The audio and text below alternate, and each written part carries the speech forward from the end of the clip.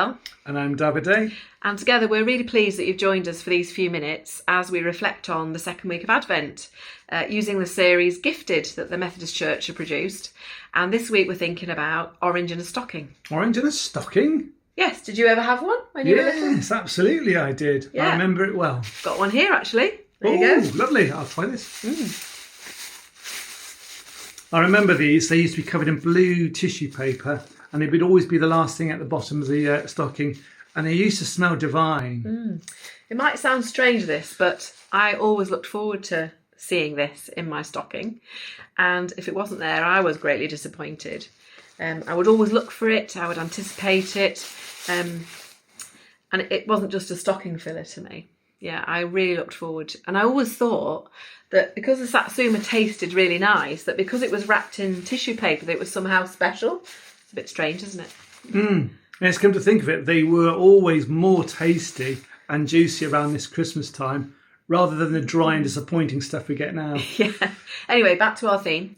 Orange in a stocking. It might not sound very shiny or the most lavish Christmas gift, but I think actually this fruit is quite symbolic of actually what's most important, especially at these times.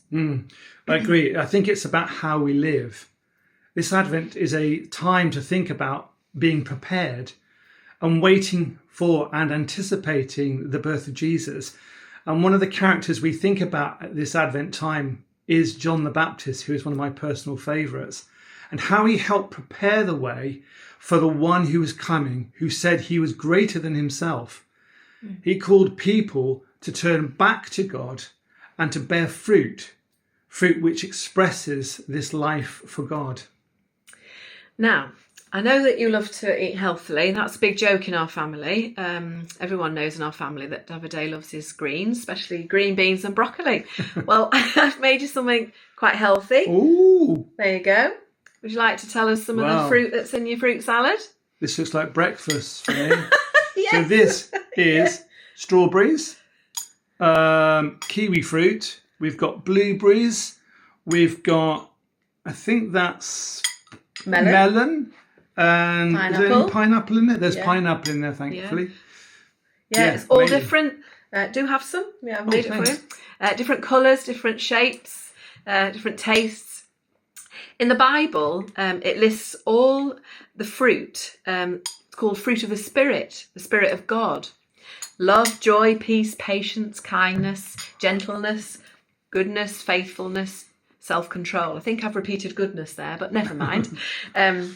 We believe that all are made in the image of the divine. So therefore, we're all called to and capable of expressing and reflecting these fruit in our lives through the way that we live, through our relationships with one another, through our words, through our actions. And I'm sure that you would all agree with us that what the world needs now is Love, sweet love. We wanted to get that in. And we were in the right key. That's Right. the same key. But I'm sure that you would agree that we need more love in this world right now, more goodness, more peace. Yesterday, I popped in to see our 93-year-old neighbour, and what she said was that we need more kindness in the world. I think that's just true, isn't it? I came across this quote recently. The fruit of the Spirit is not what we can make ourselves do for a moment, but what God makes us be for a lifetime. Even though Davide and I are both people who seek to live God's best for us, and I'm a Methodist minister, but we're not always kind to each other, are we? No. We're not going to show our dirty laundry in this video, but we're not perfect. We're not always very loving in the words that we share with each other and in our actions, are we? No, we're not. No. I'm glad that you're agreeing with me. We are not perfect, and there are parts of us which we would better off be put in the compost bin with all the other rubbish that we find. Yeah, like the Zuma's like the peel of that. But do you know what? God can help us to grow through experiencing these fruits. Yeah, I think God can help us grow more of these fruits in our lives. So can I ask you a question? Yes, you may. So I know that if I could ask you about one of these fruit, sometimes I notice that we've been married 21 years, so I know you a little bit. I know that you could be quite patient, like If I ask you to fix something for me, like my chains got all tangled up, you'll spend ages doing it, whereas I would find that frustrating. You might be really patient with other people, but I notice sometimes that quite a lot of times, you're not very patient with yourself. I wonder if you could share with us how this expresses itself, how your frustration, your impatience with yourself comes out. I think I expect a lot of myself. I put a lot of pressure on myself to be a certain way and a certain person, and I can sometimes have a very critical view of how I act and behave and do things, and I think that can often express itself in impatience with me. So I might lose things. I'm renowned for losing things. In fact, this morning I lost something and I was rushing out the door and I couldn't find it. So I'm berating myself all the time that I don't know what I'm doing, and I think that's really that's really annoying. A factor about me, the fact that I'm annoyed about it shows you that I'm impatient. But when I see other people struggling in that similar area, I have bags of compassion and patience with them. So it's very interesting that I turn the daggers on myself rather than anyone else. It's me that I tend to berate and expect perfection from. Thank you for making yourself vulnerable there with us. I'm sure some of you can identify with that lack of patience with ourselves. It's good to know that God can help us to grow in that fruit, though. It's not just down to us just trying harder, is it? So let me ask you now this question. Where do you experience joy?